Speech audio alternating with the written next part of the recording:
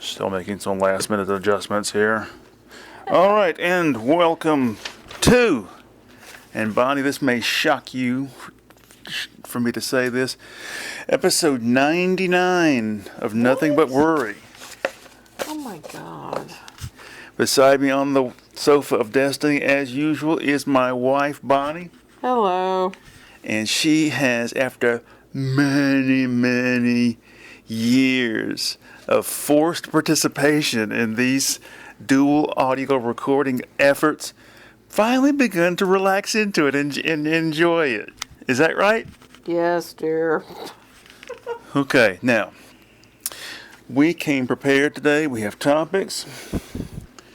And let me get my glasses on and we will... I'm wearing a stocking cap because my hair is such a goddamn mess. Okay, what do we have here? Okay, that is your list of topics, and here's my list of, basically, reminders. All right, so let's go over a few basic items of news first. You returned to work. That's right. I was out on vacation 10 days, and this past week returned to work, and let me tell you, it was double murder on me because I barely worked out at all the whole time I was gone, and so I have to jump back into this manually labor-intensive job and start slowly getting back into my workouts, and my thighs are killing me, right forearm, back. Your thighs are killing you. Remember what are you and Mitch doing at work? Remember I told you, like an idiot, I thought, I've regained my strength. I'm going to do an extra little thing on the calisthenics. Yeah. And I did these extra deep knee bends, and just that little bit of extra shit made my legs hurt, my thighs hurt. The real reason is you're old, dear. No. You're too old to be doing this fucking shit. Yeah. We can rebuild him. We can make him better than before. Stronger. Faster.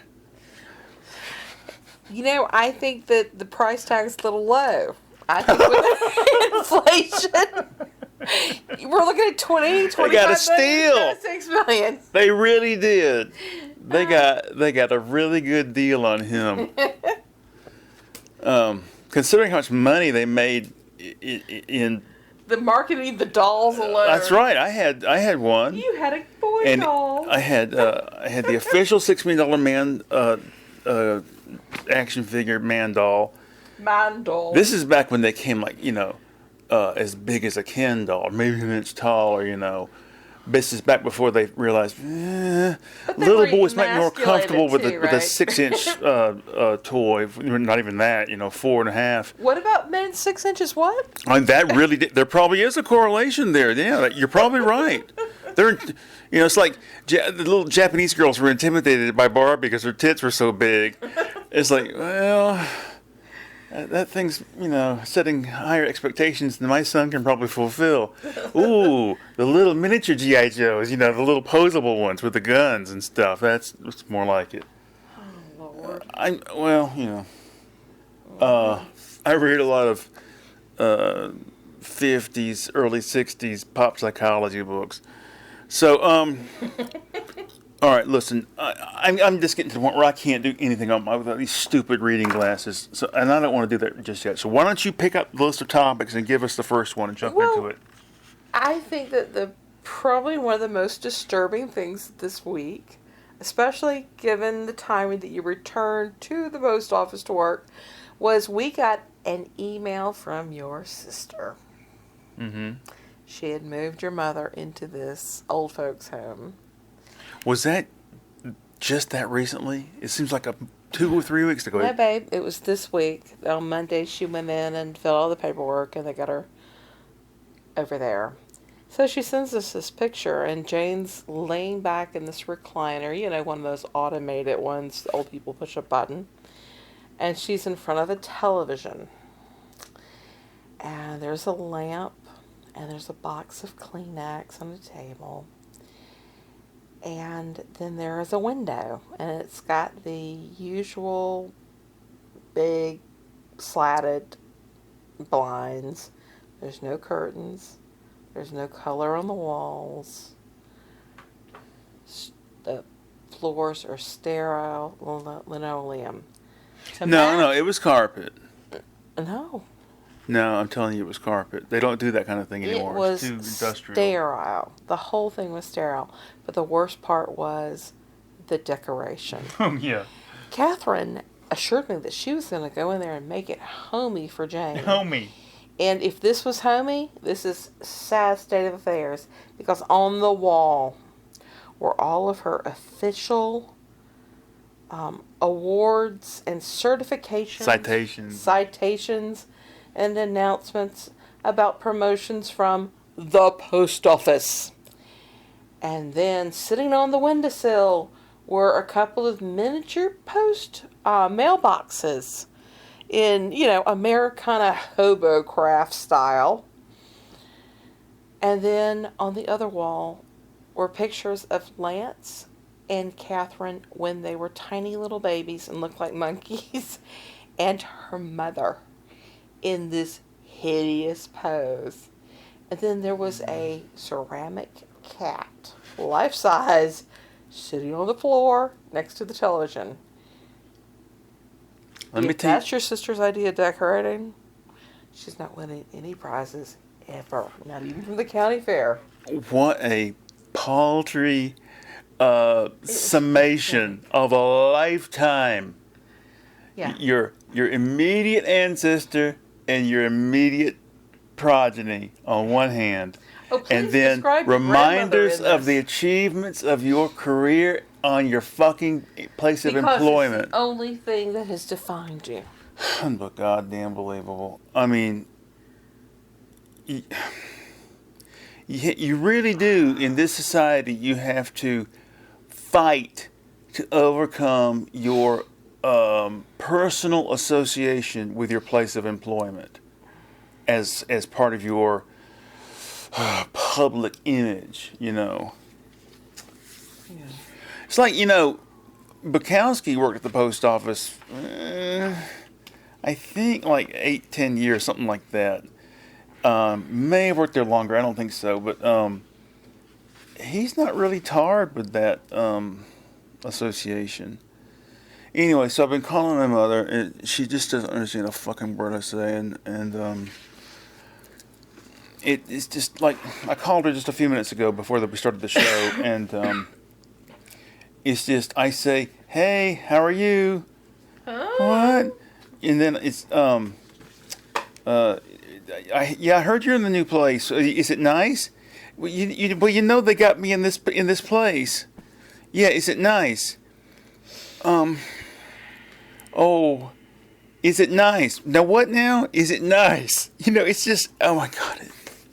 She finally did warm up a little bit when she got used to talking, and she was a little more conversant, but still. It doesn't help that your mother refuses to wear her hearing aids, which she calls her earrings, by the way.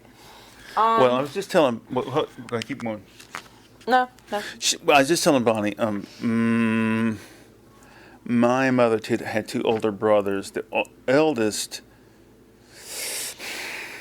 I think. He had a lot of. Jimmy? No. Mars was the oldest. Mars was the oldest? Oh God, yeah. I had no idea. He's more than 10 years older than my mother. I didn't know that he was older than Jimmy, though. Oh God, yeah. Anyway, he was showing signs of mental deterioration for many years, but that you don't know. You cannot tell to what extent that was due to his severe alcoholism and years of general abuse in that area, and which was true dementia. Now then there was the next son, Jimmy. He died of dementia, or died with dementia. I don't know whichever one you want to say. And then my mother is really in the midst of it. Her mother was loopy-headed for years. Her father, I don't know. He was always so... Grumpy? No, not grumpy. No, he was just insular, quiet, rumbled to him, mumbled to himself, talked to himself. He'd say something to you, but Not he'd grumpy. kind of bark it like this because he couldn't hear. You know. Not grumpy though. Okay. No, he never showed any emotion. Oh shit. He's just like a. Now, he and your grandmother were married twice, right? Yeah, he. I tried to pry all this information out of my mother the last time I saw her in person, but no dice. I gotta get a sip of something like in my throat. But okay, hold on. So I was just wondering to what extent I have a predilection, genetically predisposed predilection for dementia. Well, the thing is that you have the equivalent of several traumatic brain injuries, given all the seizures and the tumors and the surgeries on your brain, the radiation. It's not promising. So, well, the two might counteract each other. No. Yeah. It just might mean I kill you sooner. No, I think it means that all my years of philosophic explorations will pay off because it'll give me the tools to fight it when it comes. All right. We were talking about the idea of inheriting certain disorders. Mm-hmm. That's something that weighs on our children, our daughter in particular. She is given to quiet worrying, but every once in a while she goes into panic mode and I get a call, like today. I'd also like to point out she sometimes goes into moments of blind rage. She doesn't really do that anymore now that she's out of her teen years. Away from us. That could be your trigger there. So I get a call from Reed today, and she's in one of these moments of panic. I want to back it up by saying last weekend she called and we just spoke for an hour about random things. Yeah, so I get all the calls. And she calls me, and she is panicking. I'm like, whoa, are you okay? Yeah. Are you safe? Yes. Where are you? In my car. Okay, are your doors locked? Because, I'm my mom. And that's what we do.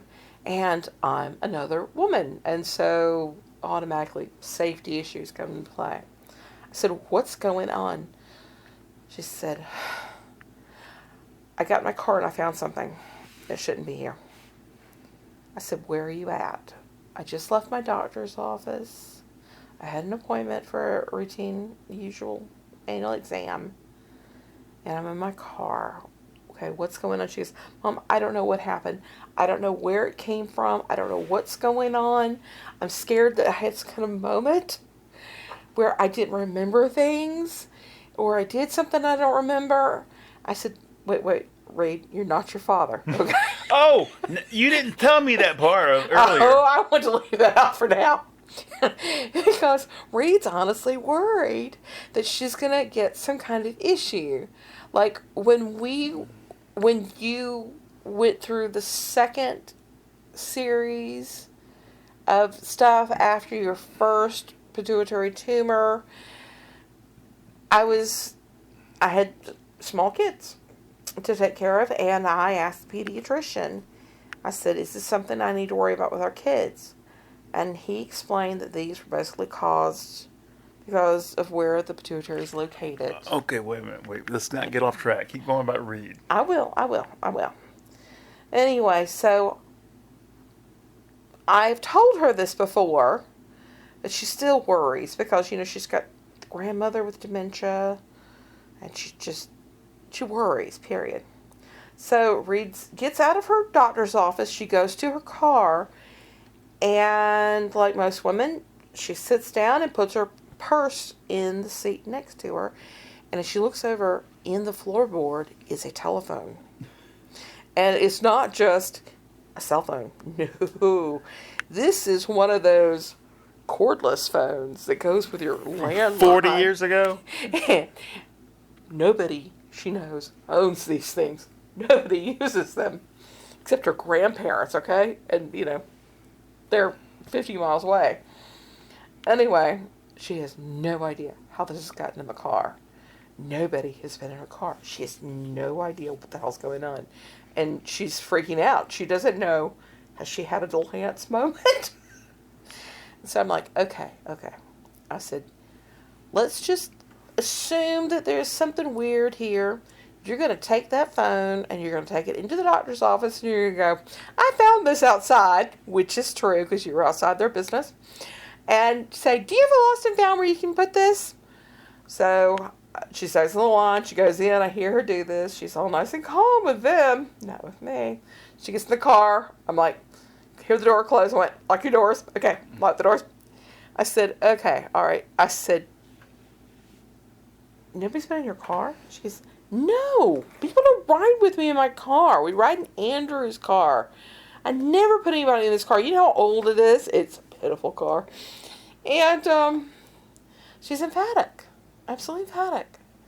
I said, did you go somewhere else? I went to the thrift store yesterday. I said, could you have picked it up there? I don't know. I don't know what I've done. I don't know why it's here. I said, okay, so the car, it's not there anymore, so we're not going to worry about it. I said, I want you to leave your doctor's parking lot because, it's late. There's nobody there. I want you to drive down the road to go to the Publix, go to a Publix, get in the middle of the parking lot where there's people around. I want you to park and call me. She does that.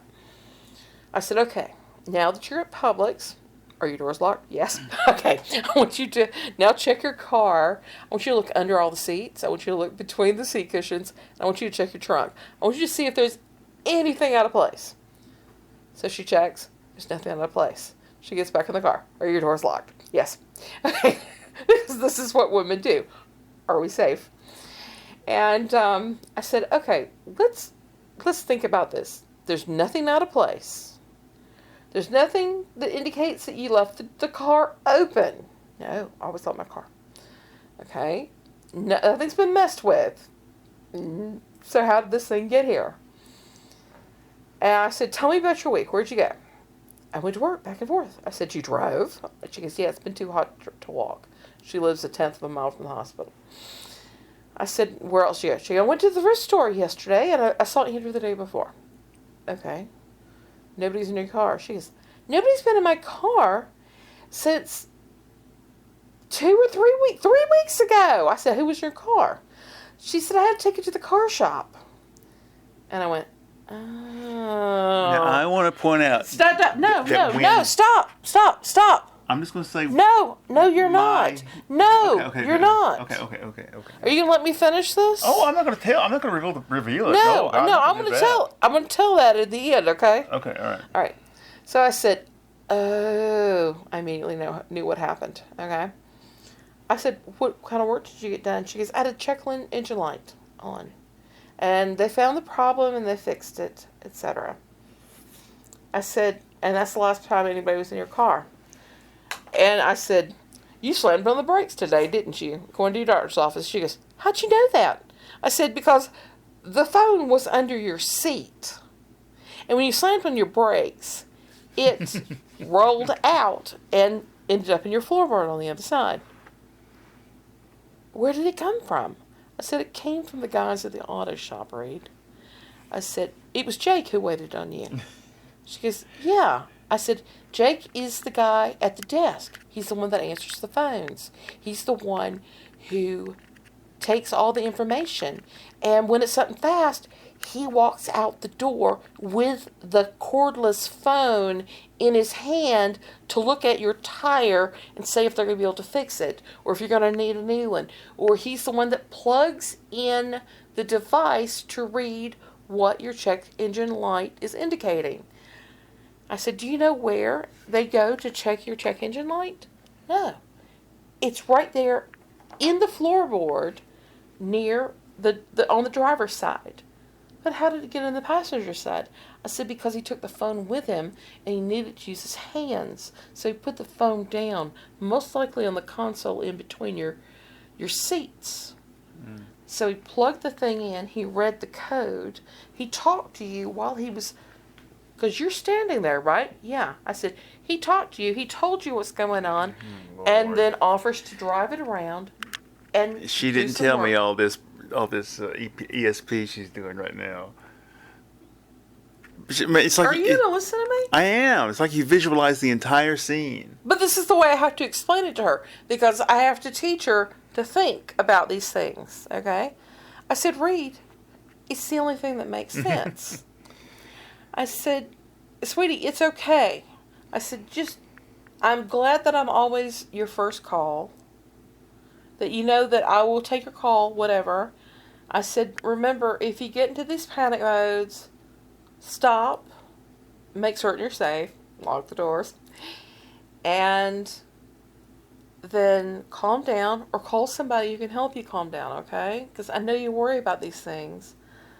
And then I said, this is all about your father, isn't it? And you're worried. And she goes, yeah, I'm worried that I'm going to start forgetting things, and something's going to be wrong, and I'm going to have a tumor. And the poor little thing, I mean, she grew up with all these surgeries.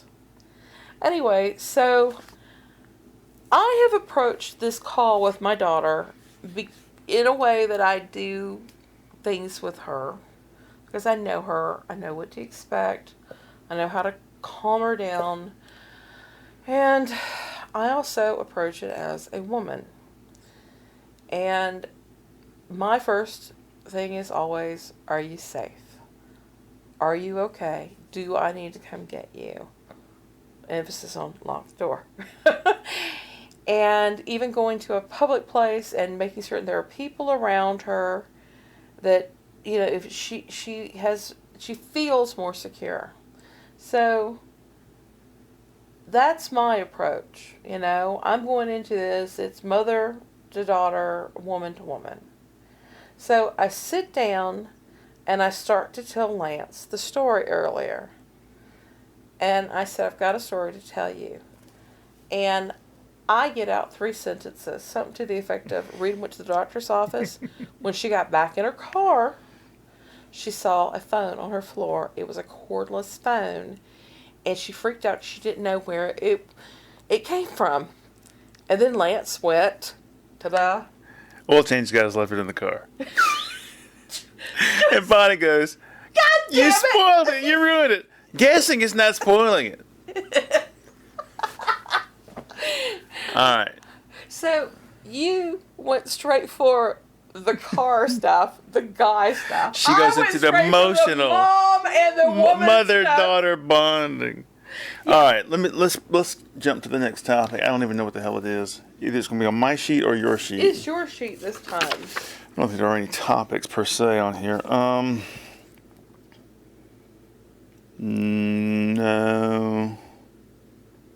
No, nothing on here worth a shit. All right, let's see what's on your topics list. I've got it here.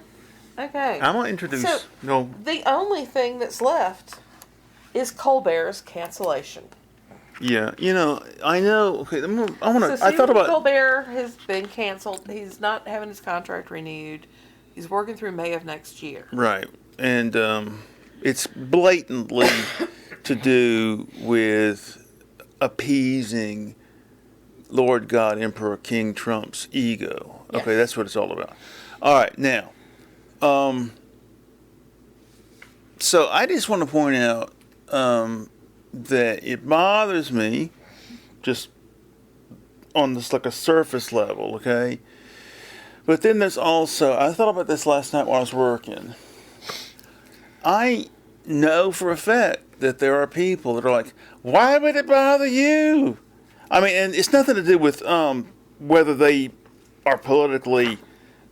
No, I'm saying it's nothing to do with whether they politically like Colbert and his mockery of the president, or whether they hate it. It has nothing to do with that. It's the idea that he's rich and famous and he's set for life. Who gives a shit? What does it matter to you whether he lost his, what's the word I'm looking for? His venue for putting out his, political comedy takes. Well, the thing is, and I've mentioned this before, for us, Stephen Colbert's, the clips we watch of the late night show every morning are, we watch them on YouTube. So for me, YouTube is pretty much the only venue I have now for watching what we used to call television. So, and I've pointed this out before, you get used to watching these certain YouTube personalities. And you identify with them to a certain extent. You really, really like this performer, entertainer, presenter, host, whatnot. And but it's more than that. it's going He's just somebody away. you can commiserate with too. Yeah, yeah. And he makes it a little bit better by giving you something to laugh at, even if some of them are very predictable. It As gives you Lance hope. can tell you, I predict half the jokes. She does. there. She's good at predicting what the jokes are going to be on late night shows. But it's also nice to see, in addition to being, it's mildly humorous. It's in our intellect range enough that it's not insulting. But also, it's nice to hear that there are public voices that are pretty much generally aligned with us policy by policy, politically. And at the very least are staunchly opposed to what's going on under this administration. And what the ramifications of that will be. So over the course of the year, the New York Times has interviewed people who left their countries after their countries came under fascism. And these were anywhere from, I think it was Indonesia, Hungary, and half a dozen other places. And time and again, in the interviews, they said one of the first things they did was shut down the news, the media, and silence them. This is what those fascist dictators did. And they went after the educational system, and they began to crack down on culture, specifically culture that was critical of the new regimes, these fascist regimes. And each of the people that they interviewed in this New York Times series came from a different background. So they told about their personal experiences. So I'm listening to this bullshit, the fallout from Colbert, and all this comes to mind. And then I remembered the movie V for Vendetta. And in it, there is a scene where Stephen Fry is a TV host, and because the fascist society he lives under has clamped down on morality, basically humor and entertainment are gone, okay? And they are just spouting whatever the government says and approves for them to say. And Stephen Fry's character is a host, and he had probably been a previous host and had experience, etc., because he decides that he's going to defy the government powers that be. And he said, I'd like to welcome to the studio tonight. And he has a guy dressed up like their chancellor, their prime minister or whatever, the one who is the great dictator in charge. And people around the country are required to sit in front of their TVs and partake of the nightly message. So the entire country is watching as this happens. And so Stephen Fry says, this is Chancellor such and such. And tonight we're going to be interviewing him. So tell us, you have gotten rid of the terrorist threat, etc. And he goes, oh yes, we've eliminated all threats to society, yada yada. And then the masked V, that kind of mime sort of look, mask, shows up underneath the Chancellor's chair and starts kind of like dancing around and behind him. And Stephen Fry starts pointing to the Chancellor and going, look, look, look, look, there he is, there's the terrorist. And they start chasing each other around, and the Chancellor unmasks V, the great terrorist, and it's the Chancellor.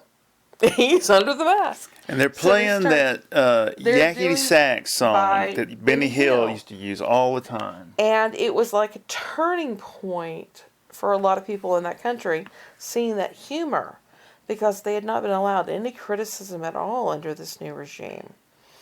So today, as I'm thinking about this, I got to looking at V for Vendetta, the movie. I hadn't seen it in quite a while. I've never seen it.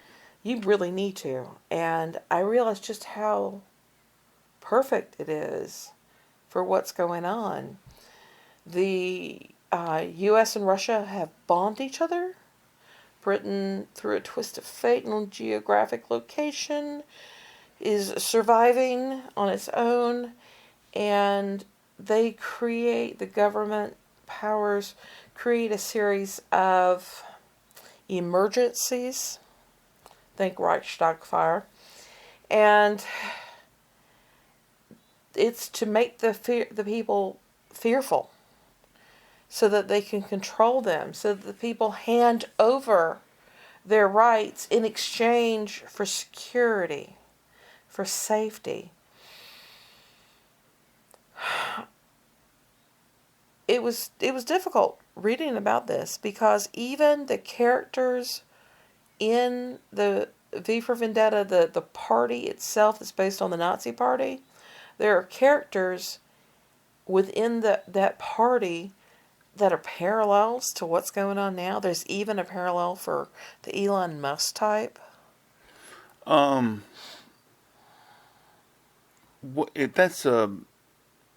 John Hurt. Was he also in that movie Apt Pupil, which was also a sort of Nazi movie? I don't know that.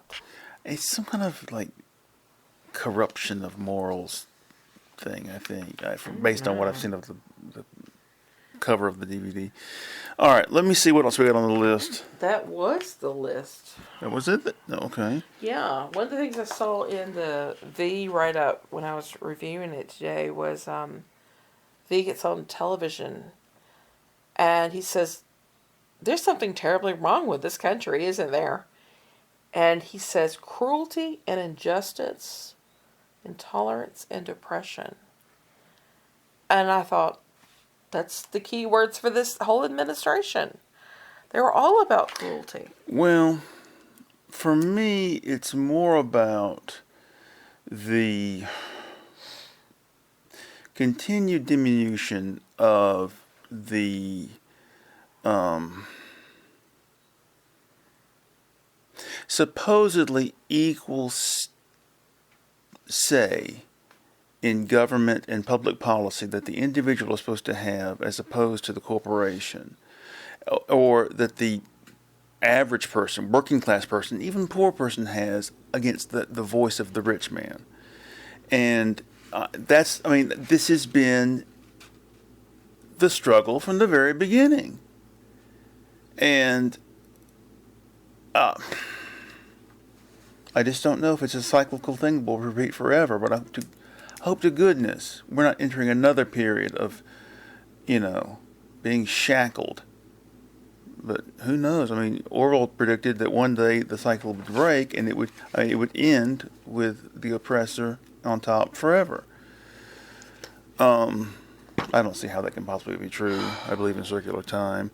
Look, one of your complaints has been that they keep raising the prices, and it's going to get to the point where they keep taking away the jobs. We're seeing this in the the government sector right now with all these mass firings, and then all the follow through different parts of the economy because of it. Scientists losing their jobs, farmers losing their farms, etc.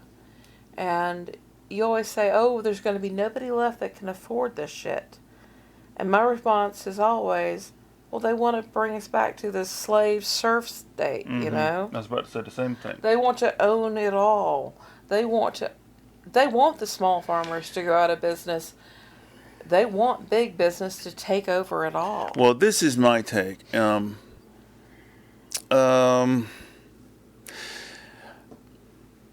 whole name of the game is more and more profits, which means fewer and fewer cost of doing business, liabilities. And the highest cost of doing business, the highest part of running a business, is labor. So if you can automate more and more and more people out of jobs, that's more and more profit for you. The logical question that arises is, well, then if we automate all the jobs out of existence, theoretically you're going to get 100% profit. But on the other hand, there will be no one around to buy the shit that you've produced with your fancy automation. You know. But here's my okay. So what it sounds illogical. But here's the answer. What is it they want? They know this. They're not stupid. So how are you going to pay for your luxury goods or your 2 beans of rice every day? Well, you'll pay for it with devotion. You'll be their devoted servant, slave, worshiper. And when the bells toll on the computer twice a day, you'll turn your face towards the picture of Trump and go, "Hail, Father Trump. He is the master of us all." No. I think it's much more likely that we're going to go back to the days of the company store. Where I agree. Where you get That's what crypto is. You get paid in script, company script. And the only place that you can get the stuff is at the company store. Exactly. Let me finish. Now, it was 100, 200 years ago, we had what were called mill towns. You worked at the mill. If you were small, they oftentimes had housing, so you could live in their little apartments, and families would get mill houses. And then you were paid in company script. They took out for your rent. Mm-hmm. And if you lived in their dormitories, like a lot of the young, the orphans, the young people, etc., they took out for the meals you ate in their cafeterias. And if you shopped, you had to buy things at the company store where they set the prices. You know the song 16 Tons by Tennessee Ernie Ford? I vaguely remember it. Another day older and deeper in debt. St. Peter should call me because I can't go. I owe my soul to the company store. Yeah. But see, now, combine the word script with crypto. And you'll have the vision of the future. You work at McDonald's, you get paid in McDonald's crypto. Isn't that wonderful? You work for the post office, you get paid in post office crypto. We already see this at some level. If you work at Waffle House, you get a meal.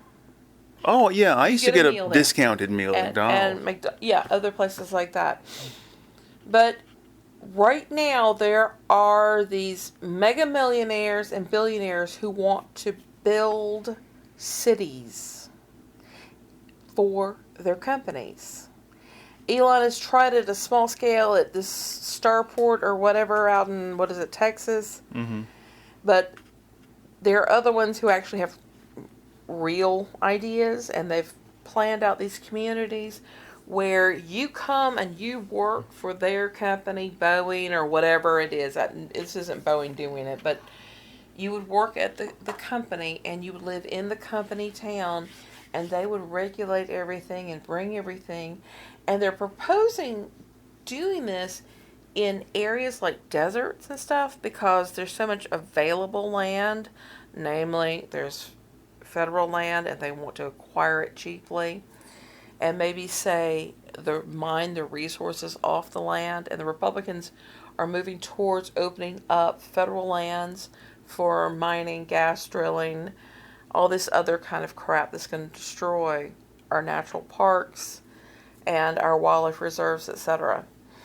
And so you would move to this town, and in the middle of what's normally been the Badlands, the mesas, and they happen to have a few rare earth minerals. They've got some uranium and some other things. And so you go into the mines every day. Then you come back up and you live in this little self-contained town. Mm-hmm. These are their plans. Well, also we talked about in the past, in the Middle Ages, they had basically what amounted to church-run fiefdoms. You know, the local church runs this town, and when the bells ring, you do this and that. You can't walk on the streets after dark. You have to have a license if you're going to be a hooker, because you'll pay us a part of your takes, and we'll use that money to pray for your souls. And your extra sons will come work at the monastery because of. Or they won't be monks, but they will shovel the shit. Well, it depends on how wealthy you are and how much money you give to the church as to what their position will be. You remember that scene? We were talking about Jabberwocky earlier. There's a scene Yes. in the movie.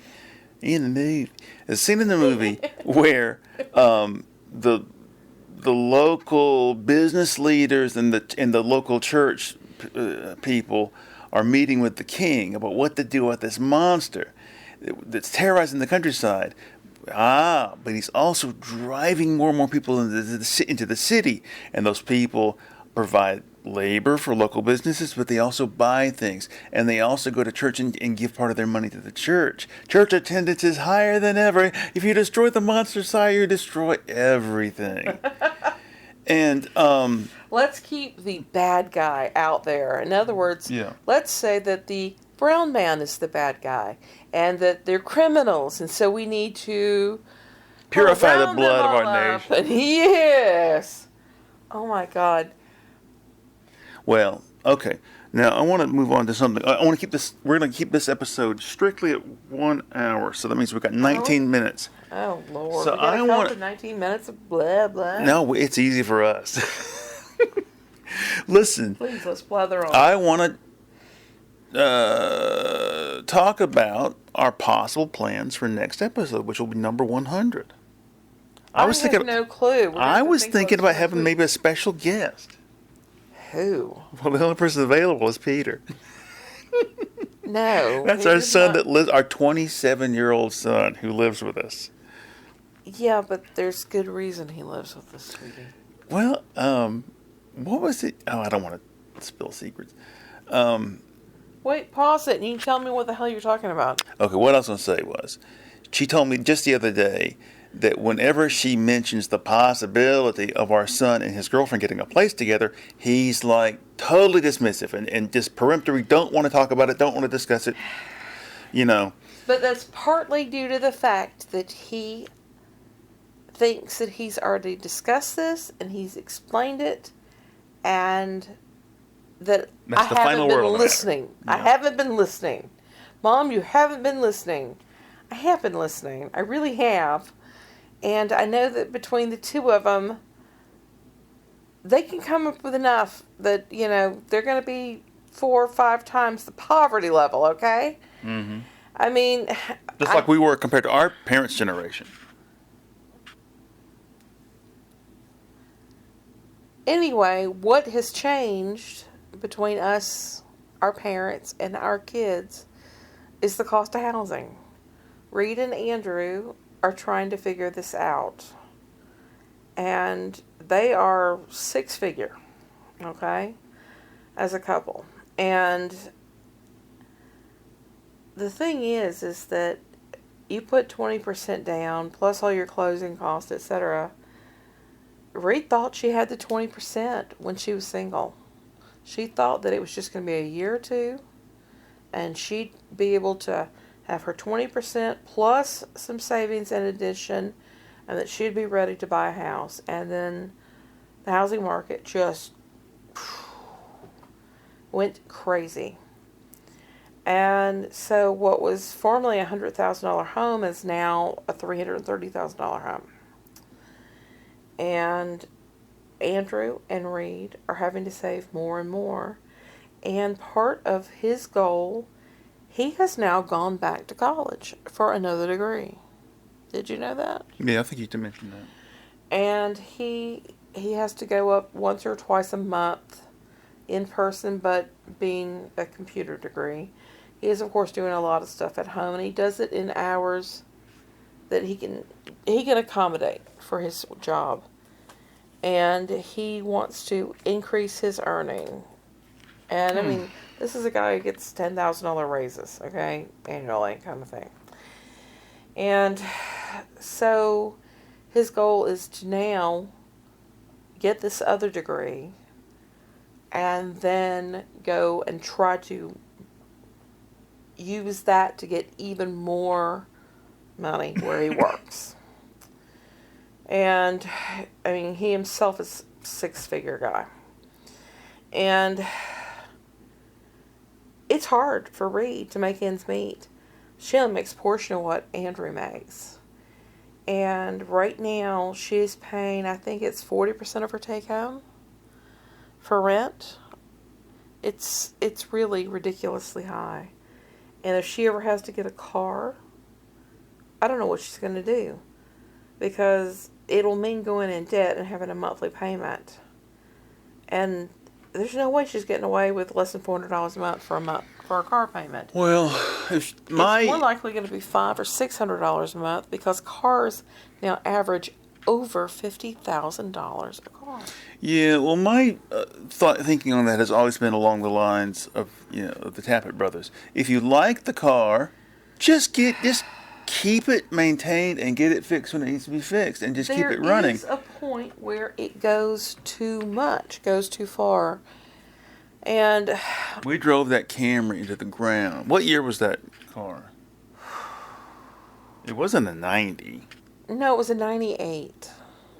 What's not And bad? I bought it in 2000 or 2001. And I bought And it. you were stunned that we walked right in the door, and I said, "Okay, this one." And you were like, "You Yeah. didn't even do any research." And then it turned Actually, out it was a good job. It would turn No, out. I had done the research. You just suddenly made the decision. And we actually got the car at this great deal because they were doing 0% financing through Ford. So people were bringing them all their cars. And somebody had brought in this Camry with less than $60,000. It met our criteria. We went in pre-approved for the loan for a used car. So we were not going to buy new because we don't want to spend the money. And, they pre-approved us for, I don't know, it was like $30,000 to $50,000. We drove that car And to we drove it death. off the lot for $11,500. And it was a great car. And we had it 330,000 miles. But it got to the point where every 3 months I was having to have it towed to the shop. By the time I gave up on the car, the guys at the shop had joked that I had replaced everything on the car at least once, sometimes twice or more. Well, my memory of that car is the kids were little in the back seat. Peter had the little booster thing, and Reed, her seatbelt didn't work right, so we used that giant safety pin Clothespin. Yeah. that Safety pin. Mitch gave me from the Navy Reserve thing, and we managed to retrieve that thing before we sold that car. I don't know what I did with the pin though. I have no idea. So anyway, back to what we were saying. Peter can't move out because they're No, beyond that, do we want him on the show? It's just a, little guest star. No. Okay. Well, we need to think of something special to do. Like No, maybe No. we could read something funny that I've written or you've written. Something pithy. I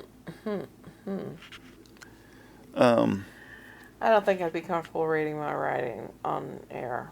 Oh. It's meant to be read. Yes, I write it as if you're having a conversation or it's being read. Do you aloud. would you be comfortable with me reading something you wrote? No. Okay. All right. I like hearing you read my stuff aloud. It's very gives you a different viewpoint on it. I can't read your stuff aloud. I can't read your writing. You scribble. No. This will be printed material. No. I'm not doing that. Okay. Not even poems or poem-like pieces? Those are easy to read. No. Oh God, that would be so hilarious just to hear you read some of my stuff, some of my really weird shit. No, absolutely not. Let's see where we're at on the timing of this episode. Too long? Still got 11 minutes. Jesus. All right, I don't want to artificially. Inflate. What's that word? Keep the thing alive longer than it's supposed to be. Yeah, we've been breathing life into this whole thing for 99 episodes now. No, what is it they call it when they keep somebody alive against their will when they're old and dying or really fucked up? Assisted living.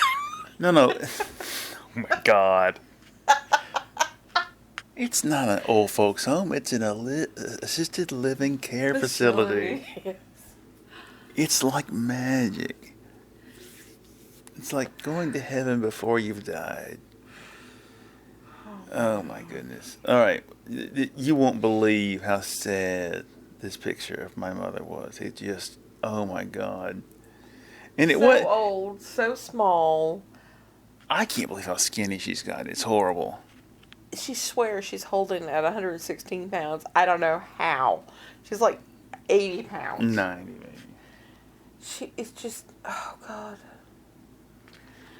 You know, it's really funny. The last time I saw her was at her house, which is this 5,000 square foot place, or 4,000 square foot place.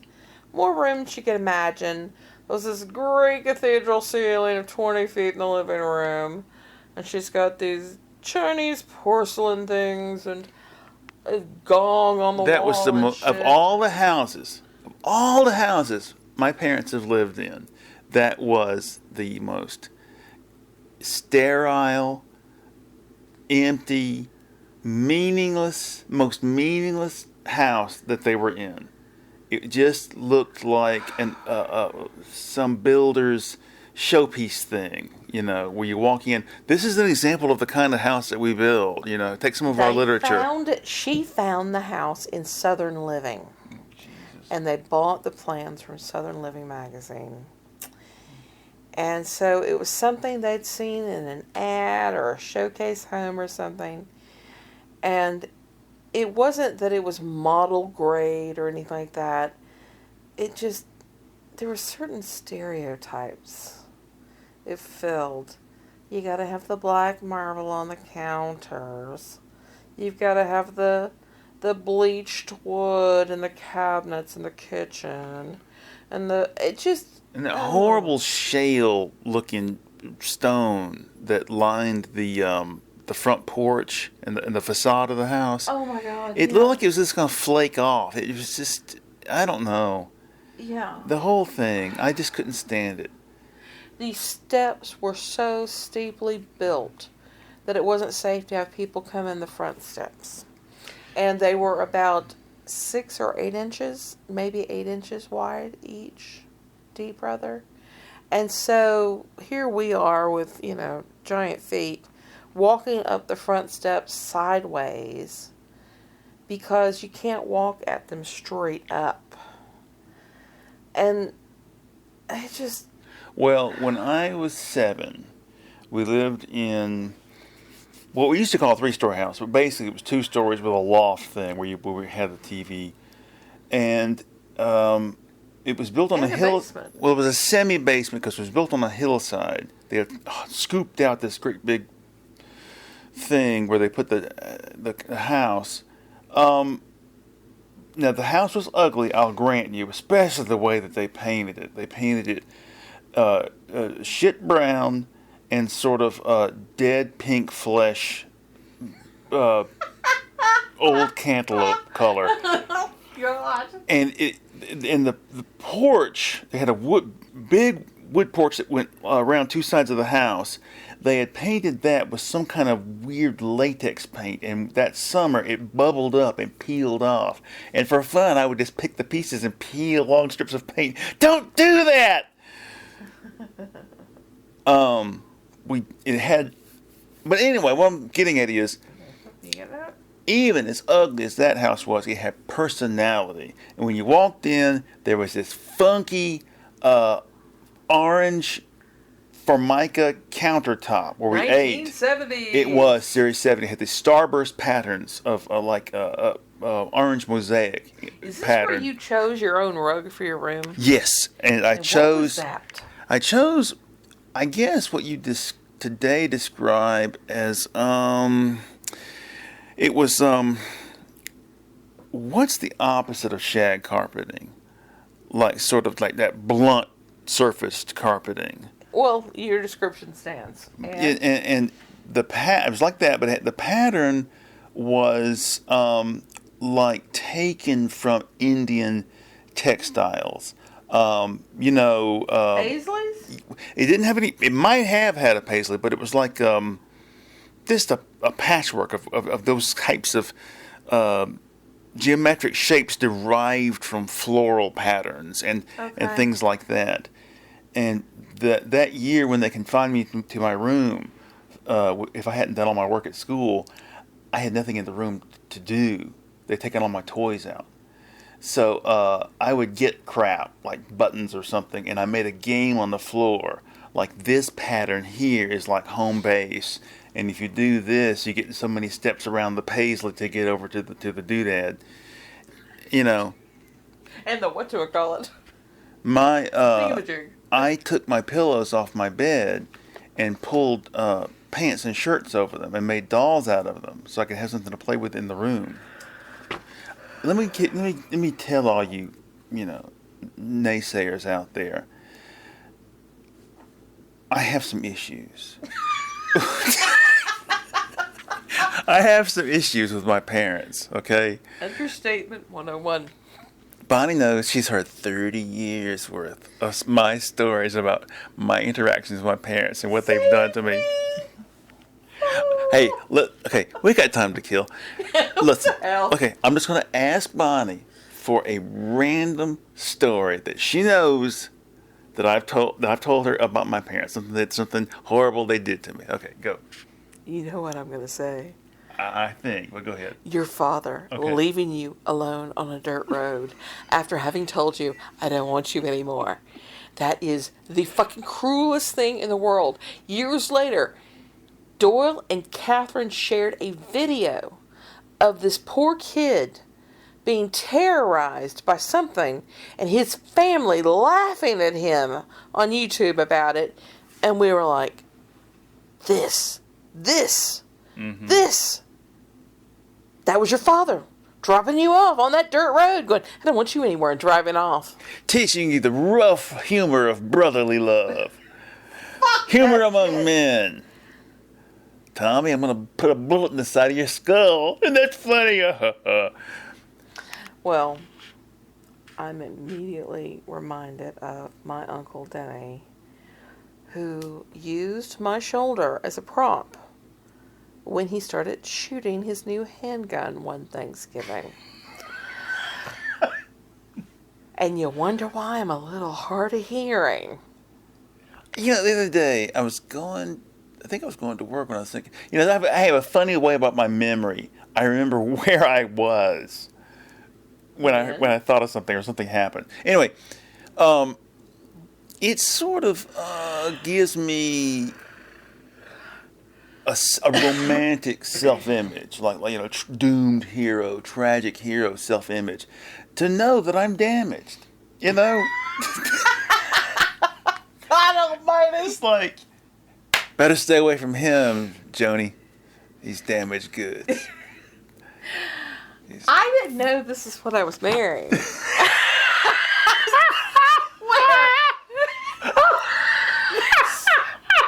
This whole trope about girls like bad boys. Oh my God! I just thought I was marrying this cock. You know what I mean? I fell into bed with him and I went, I want babies with this guy. You know what I mean? Honestly, I did not know this guy was this fucked up. Am I really fucked up? I mean, we're not joking now. Is this for real? What was it Reed said about you that you're going to... Reed described me in an email to Bonnie. I've said this before on the show. As a hyperactive delinquent. And oh my gosh. I mean, she says that you're the one that's going to go first for crazy. You're the one that's going to lose it. Oh, I thought you said dementia. Not crazy. You were crazy. Either dementia. one. That's what I meant. You know, crazy-headed, like your mother says about her own dementia. No. That was my grandmother. No, your mother started using it. Oh, Lord. She confused the doctors. Catherine said she would take Jane, and she had to go, no, Mama. No, that's not the word to use, Mama. Listen. Don't say crazy-headed, because they're going to give you antipsychotic drugs. Listen. I've told you this before. My mother's mother was basically a prescription pill addict for decades. Oh, yeah. Because she had an old-fashioned doctor who was like, yeah, pain pills, here you go. Because this is, who gives a fuck? You're dying anyway. So he retires, and this young guy comes in and goes, "You don't need pain medication. No more. No more for you." And so she's like, cold turkey at the age of 70, you know. So my mother was a little pissed about that, but she was going to go along with it. So my grandmother couldn't get any pain pills, and she would call him and go, "Jane, I got a crazy head." Anyway, she would go and buy Tylenol to try to stave off this feeling. And 10, 12, it got 15 to and be 10. so bad that my mother took her keys away. So she calls up her friend to come pick her up. They go up the road to the drugstore.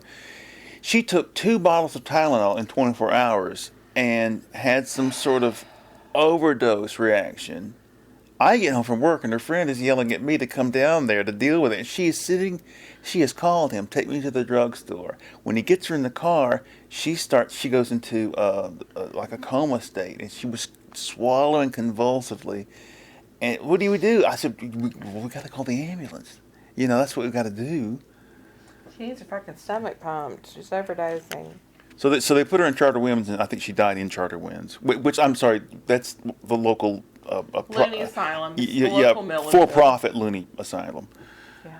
Whereas Milledgeville was the state My parents hospital. took me there for a preliminary No, the Charter Winds for a preliminary assessment For what? for my alcoholism. Oh, Jesus. And this woman takes me in this room and she goes, "Well, how much do you drink?" And I said, "Well, I know for a fact I've gotten drunk every day for the last 2 years."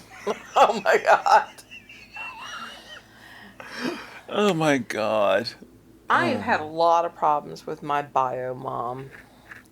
And a lot of them had to do with her mental unwellness. She's crazy as fuck.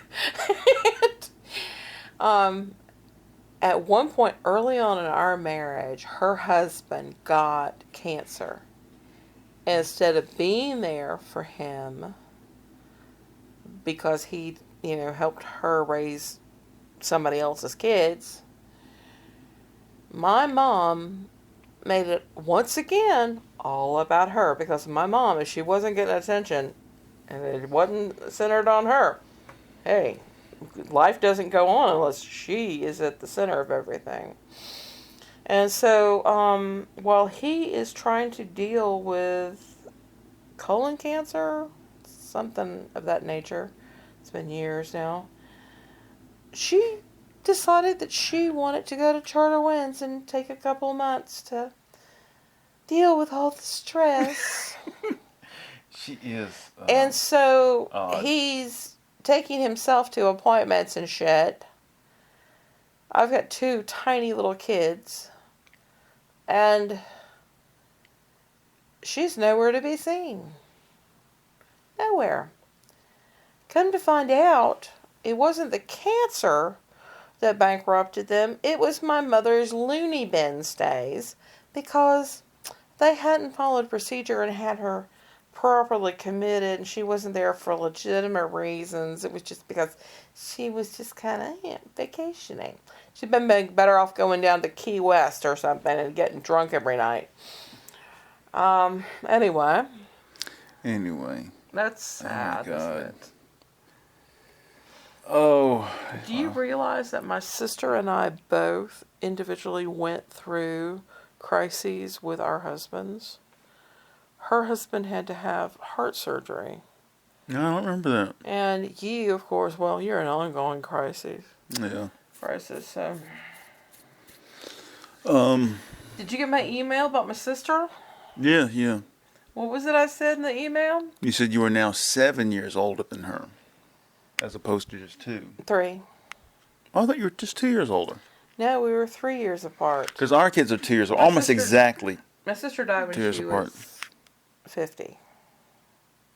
And now, so every year, our birthdays are within days of each other. It just happens in my family, by the way. Everybody's kids are born in the same month. And so every time I have a birthday, I think of her. And this year, I decided a big fuck you to her stupidity, refusing the vaccine, being a Trump supporter, and all the other bullshit that led her down that path of death. so that you could have eternal salvation after terrorizing everybody for 5 months in ICU. I've decided that this year I'm going to do what I finally got to do on my 16th birthday. We were born so closely together, days and years, that we shared birthday cakes. I was 16 years old before I finally had my own birthday cake. Wow. See, so Bonnie this has year, all. I am going to have a goddamn cheap ass motherfucking sheet cake from a crappy bakery, and I'm gonna have them put pink roses all over it. Okay. Make it all girly like my See, our kids are almost exactly 2 years apart. Their birthdays are 4 days apart. So, Bonnie We has were 5 days always. apart. I've always had separate. She's fucking always made sure that children's birthdays were celebrated separately, which I think is good. And I also think it's good that we allowed them to pick their own middle names. Because a person should have a say in how he's called. Because if I had had my choice, I would not have been called Lance. It has been a millstone around my neck. Can you have a millstone and a noose both around your neck at the same time? The millstone makes the noose tighten a little quicker. Okay. Because one drags you down, but one keeps you from going down. Or tries to pull you up at the same time. Anyway, okay, I think we've probably reached the limit of the show. Yeah. Oh, yeah. What was it that my sister said about having only one kid? Okay. For which now I'm eternally grateful because I think she raised a little fucking Trump supporter. one of the two of us, apparently, and this was very revealing of that, Bonnie's sister was always a little bit jealous of Bonnie, or a little bit envious, or something. I don't know exactly what. And so, after she had her kid, I don't know how old he was, but one of the two of us asked her, "Are you going to have any more kids?" "No, just the one. Nobody to compete with," like that. And Bonnie didn't hear it at the time, and I told her when she heard it, she was just like, "Aha, yeah, I see. Did she really say that? Okay, I see. What did you think about it? It's really kind of funny that she came out of that same household. I always thought she was the favorite child. Mm-hmm. The same way that Catherine thinks that you're the favorite child, and you think Catherine's the favorite child. No, I don't. I realize I'm the favorite child because the troublemaker always gets the. You're not the favorite. You're just the one that got the most attention because she caused the most problems. Okay, there's a difference. I got the most to lose of me, I think. Yeah. Bail you out. So much invested in him already, Yeah, Lance's mother actually had a notebook of how much Lance owed her. How much she had spent on me. Everything she'd done for me all those years. Oh. Yeah, it's one of those spiral-bound notebooks that you buy, at the beginning of the school year. She had one of those. The first Christmas that you and I were together. What? Well, go ahead. The first Christmas you and I were together, your sister came over to visit, and we were showing you all the stuff that your parents had given us. And she goes, "We hardly got anything at all." Yeah, well, we ran off and eloped. We spent $50 on the marriage. They gave us their old bread maker, okay? And they gave us a couple other things. It's not like they had to go and foot the bill for the fucking wedding reception, Which there wasn't one, by the way.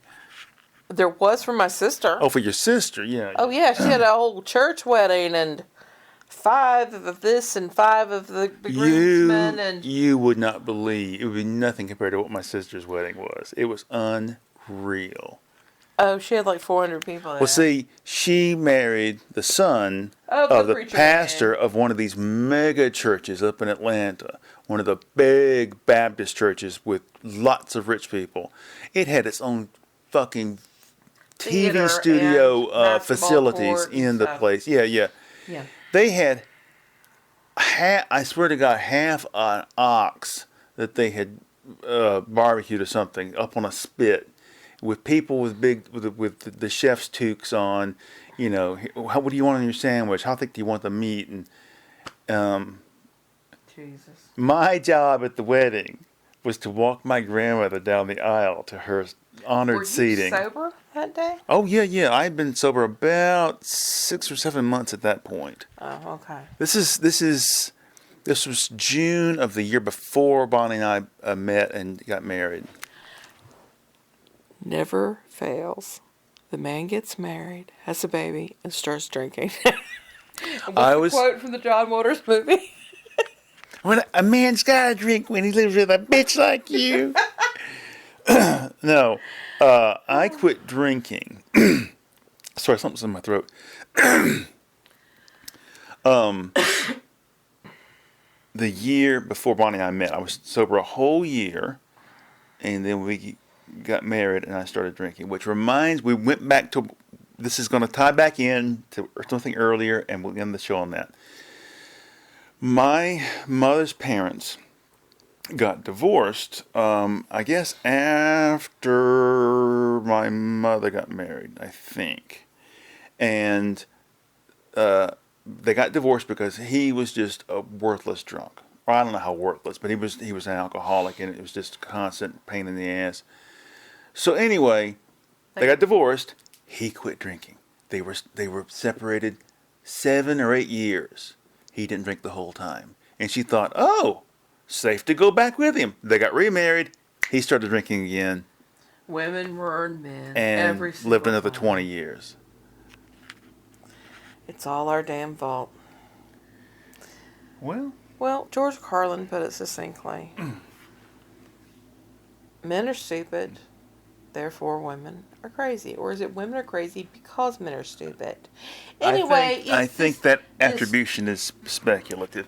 There's this whole push and pull, this constant back and forth. Why'd you stop drinking? You've been sober, 22 years now? Yeah, for various reasons. I like to have fun, and alcohol impinges on my ability to have fun. All right, so we're going to call it quits, and we'll have something special lined up for next week's episode to celebrate our centenary. All right, bye-bye. Bye.